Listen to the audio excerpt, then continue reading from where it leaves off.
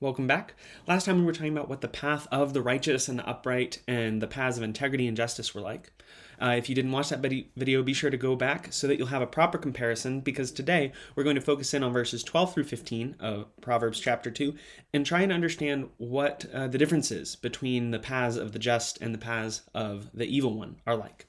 So let's go ahead and get started with that. We'll go ahead and continue to read 9 through 15, just because we've been kind of treating this as a whole section, and it continues to give us good context for asking our questions and working through our thoughts. So join me in verse 9. Then you will understand righteousness and justice and equity, every good path. For wisdom will come into your heart, and knowledge will be pleasant to your soul. Discretion will watch over you, understanding will guard you, delivering you from the way of evil, from men of perverted speech, who forsake the paths of uprightness, to walk in the ways of darkness, who rejoice in doing evil and delight in the perverseness of evil, men whose paths are crooked and who are devious in their ways. All right. So, as we begin,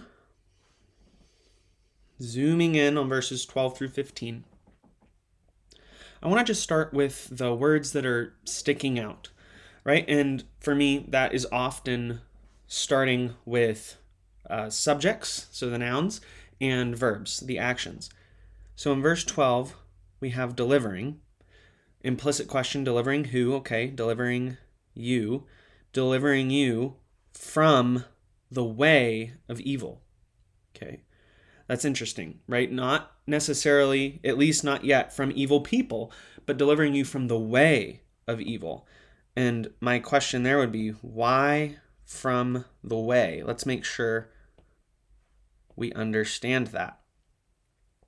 But as we continue, from men of perverted speech, of course. Okay, see, this is why you can never focus in too much on just one singular part, especially in this section of Proverbs we've been spending all of our time in, chapters 1 and 2 so far.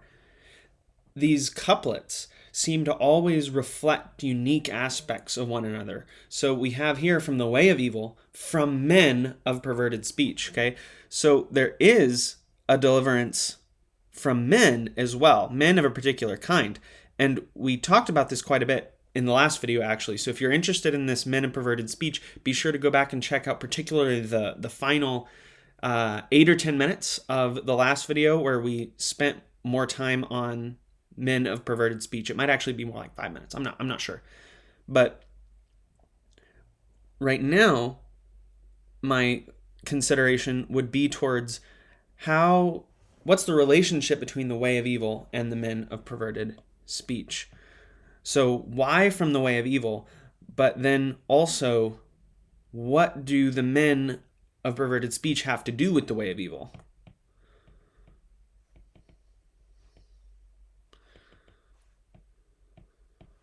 What do they have to do with this way? Let's keep taking note in the next few verses.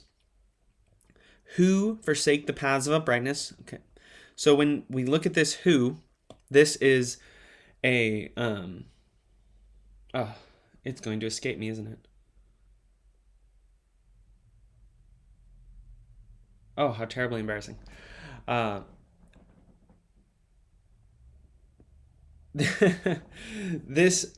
word who is, oh my goodness, is a part of speech, but it's a relative pronoun. I got it.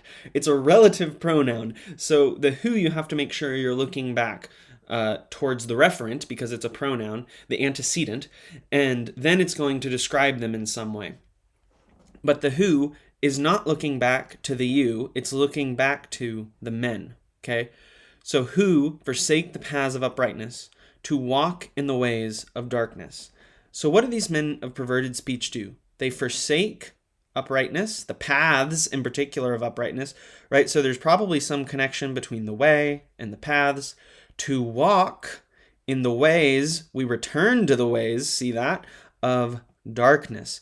Now, again, as we're thinking of this as couplets, you see the uprightness and the darkness.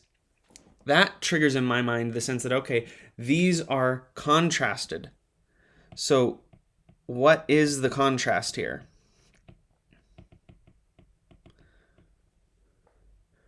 who forsake the paths of uprightness.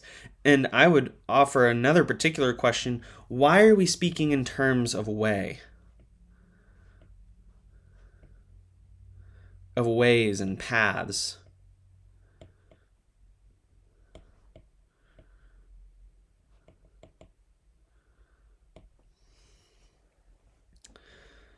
As we continue in verse 14, who rejoice. So there's this who again.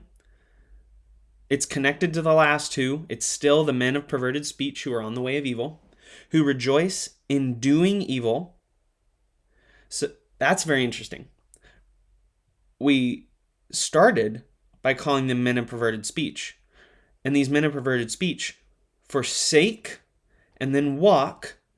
And then not only do they walk in the ways of darkness, they rejoice in doing. Okay, there's a lot going on there. We might have to outline this in a second. But let's go ahead and finish this little bit. Who rejoice in doing evil, delight, seems like delight and rejoice would go together. Delight particularly in the perverseness of evil. Men whose paths are crooked and who are devious in their ways. And this almost seems like a summary to me, because we don't have another who, right? So we've had this who, and we'll have this who, but the men, it's almost like a restart, right? Where he's sort of re-summarizing what he's been describing. So men whose paths are crooked and who are devious in their ways. This seems like it might be a reflection of verse 12. Men whose paths are crooked, the way of evil, and who are devious, men of perverted speech. It seems like those things might go together, but we can explore that more in a second. Now, we do have a lot of excellent questions, and we probably have more, but I actually got distracted a little bit in verse 14 because there seems to be another kind of progression. There's perhaps, and this is maybe another way of thinking about something we've already talked about in chapter 1, where there's the way of the wise and there's the way of the fool. So this is a reintroduction of this sort of idea, a new lens on this sort of idea, where there are two paths.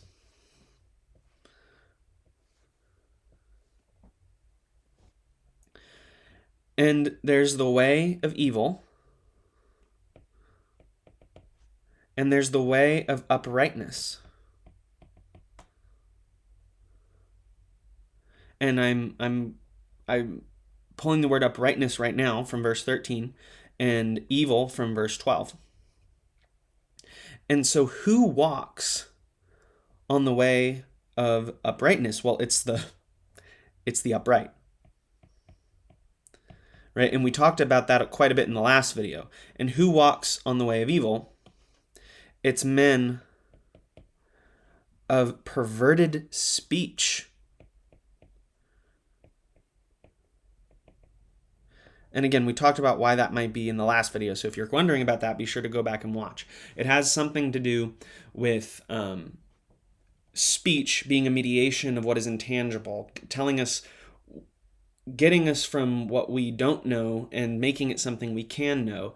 And a perverted speech is something which mediates lies and destruction instead of life and rest and whatnot. But to get the whole thing, you should go back and watch the last video. But we find, right, that those who are walking on the upright path have to actually be kept from being pulled down onto the path of evil. So the first thing that this says is you are delivered from the way of evil, right? So you could have gone this way, but you don't, all right? And these men have chosen to forsake the paths of uprightness. So they could have. He could have gone this way, but he didn't. Just like the upright man chooses not to go on the evil path, the man of perverted speech chooses not to go on the upright path. and he chooses to walk in the ways of darkness. So a particular attribute of the way of evil is that it is shrouded in darkness and in shadow, right? It's not easy to see what you're actually walking into, right? Which is important, because if you could see what you were walking into, you would realize how destructive it is. And evil doesn't want that, right? Evil hides in the shadows so that it's by the time you've arrived and can see what's actually going on, what you're actually getting into, it's too late. And that's part of what makes perverted speech so dangerous, is that lies are like masks, or they're like they're the scene I'm picturing is they're like a Roadrunner scene, right, where this is actually a rock face, right?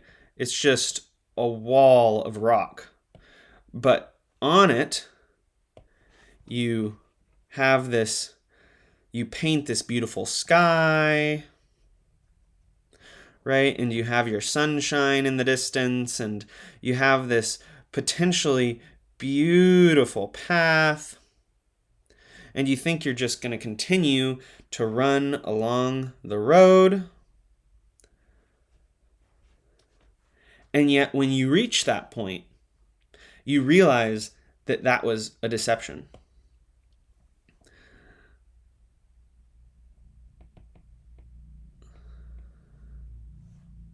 False appearances, right? And that's why the men of perverted speech, it's false advertising, it's false promises, it's actually cast in shadow, because what is behind is either nothing or it's a solid rock face. I mean, you could also imagine, a landscape painting that is, hyper realistic, and then it falls forward and behind it is just a dark forest that's been mostly burned and is ravaged. It's dangerous and scary. So that's why the ways of darkness are dark.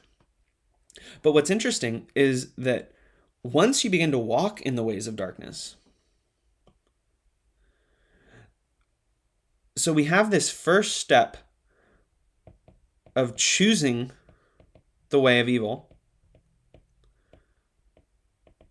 and that seems to be synonymous with becoming a man of perverted speech.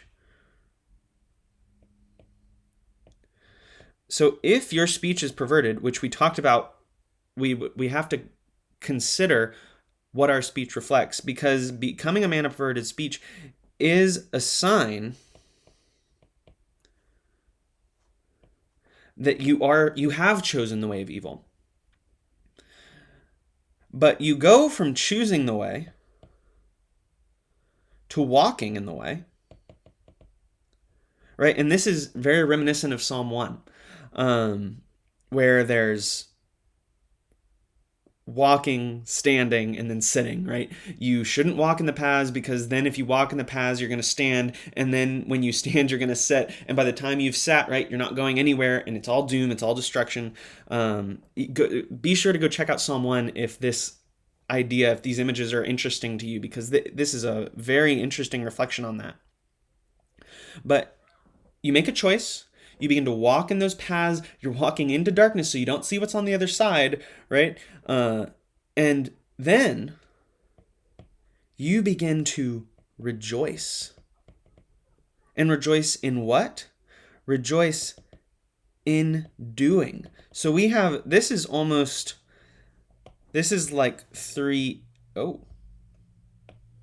apologies. This is like 3A and 3B. Or maybe I should swap the B and the A, but it's part 1 and part 2. You're walking in evil, which means you start doing evil. And as you start doing evil, you start rejoicing in evil. It becomes something you enjoy.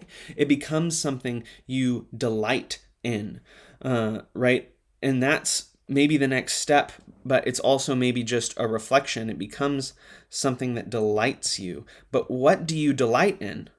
Oh, actually, it is a next step, because what do you delight in? You delight in perverseness. So at first, you're doing it and then you begin to rejoice in doing it. But then you delight not just in the doing, but you delight in the actual perverseness of the act, the fact that it is wrong. And one of the reasons for that, it occurs to me at this moment, how you go from this movement of walking. So, because you might find, this movement from walking to rejoicing, that, well, if you're doing it, you kind of have to rationalize it. And sin, it seems kind of fun. It's there's a lot of sort of immediate gratification in sin, but the delighting in the actual perverseness itself, and not just in the doing and the rationalization. This seems like it would be a callback or a look back to when we were talking about God functioning sort of as this dam, where at the top of the pinnacle of this process that you might go through in verses 1-5, that you still have to rely on God's mercy to receive what he has to give. And so delighting in the perverseness seems to me like a delighting in the fact that this is all being done in your own power, right? The path of the upright, and we talked about this in the last video and a little bit in the way before, actually 2 videos ago, in verses 9-11. The way of the upright is made possible and is maintained, and the way itself is divine, it is God. But the way of evil is a way of self. And so you begin to delight not just in the doing of the things that happen upon the path, but the fact that you have you have done this path in your own power. Right? This is a path of personal power, and that's perverse. Because the path that we ought to take is actually not one of personal power. It's one of personal weakness and divine power, which gives us the opportunity to walk up, right? To ascend that hill, in a manner of speaking, right? To do more than what we would have been capable of otherwise doing, to go on greater and greater quests. Whereas this draws us into depths of evil and destruction, and we have to delight in a mere present doing, in mere perverseness. You have to delight in, this is a terrible irony. All things are meant to be enjoyed for the sake of God. And so in this, delighting in the perverseness, you are delighting in the fact that you are not orienting towards God. So this is a total inversion of the way things are actually supposed to be. So this path downwards, and it is a path downwards, is an inversion of the upright path. It's a twisted reflection, right? It's a funhouse mirror of the way things ought to be. And so it actually has this wicked way of drawing us in because it's structured in a way that is similar to the path of the upright, the path that fulfills us. Instead, this one draws on our capacities for what could be good and fulfills them in perverse and twisted ways. And that's what hooks us and drags us down, right? And the men whose paths are crooked and they are devious in their ways, right? This path is filled with trickery. It's crooked. And I would say crooked makes me think, why is it crooked? Because the path of the upright is narrow. It's straight. It is one path, but it's crooked because, well, it's not true, but also because it's difficult to find your way back then. If it's crooked, it's hard to come back. Or I should say, it seems hard to come back, right? Because that's very important. It seems hard to come back because all is deception, right? Because the ways are devious. Because the men who walk in this way are devious. So it's actually not hard to come back because you haven't made much progress because the way is crooked, right? A crooked way, let's zoom in over here. A crooked way, right, makes this much progress, in the same time that a straight line, makes that kind of progress.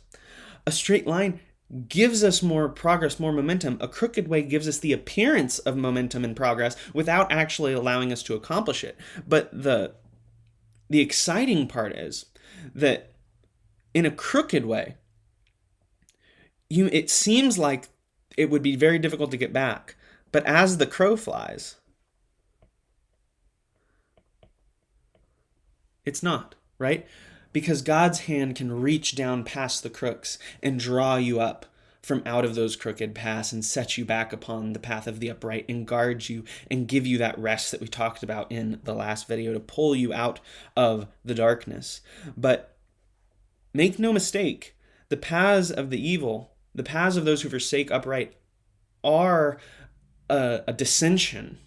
And it may even feel like an ascension, but in fact it is a dissension, and it's an inversion. It hooks you and draws on those capacities that could have otherwise been used for good, and that's part of what makes it so dangerous. It makes crooked that which should have been straight, and uses that as a way to manufacture false fulfillment. So it's wonderful that we made it so far through these verses. It looks like we're going to be able to wrap this up here as we review where we've been. We didn't necessarily answer these questions specifically, but that process that verse 14 sparked in us, that was just a wonderful path to go down. And hopefully it kind of will, if you are interested in these questions back here that we were looking at the beginning, will help you to begin to formulate those answers. But I'm satisfied for now with where we went today. So let's go ahead and review. We talked about